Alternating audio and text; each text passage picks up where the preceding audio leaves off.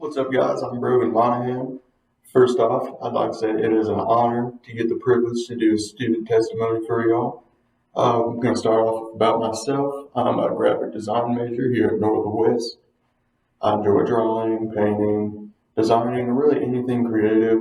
One of my hobbies I like to get involved when it comes to church kind of stuff. I recently started doing the audio visuals at First Baptist Church of Maryville, and I do like the slides and audios at real life stuff. So recently we had like a secret church event at the lighthouse that I attended, and kind of showed us what it would be like if we were lived somewhere where like practicing our religion would be like banned or just not accepted.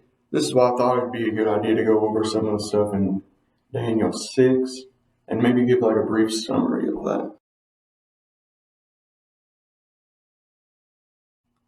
So basically, Daniel 6 is about how the government decided to make it punishable to pray to God or really just anyone except for the king.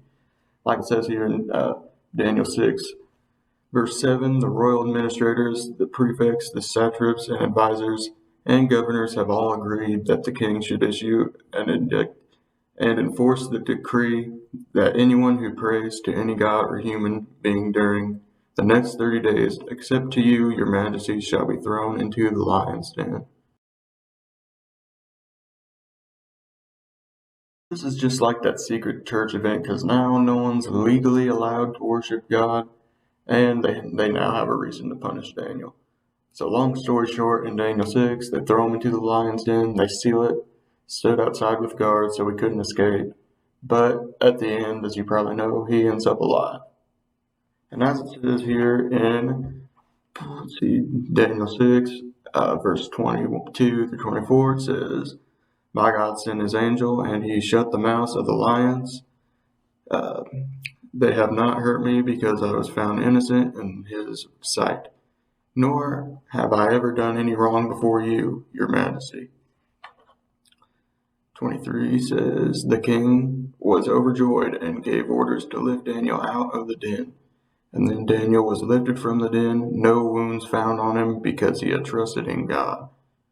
At the king's command, the men who had falsely accused Daniel were brought in and thrown into the lion's den, along with their wives and children. There, before they reached the floor and den, the lions overpowered them and crushed their bones.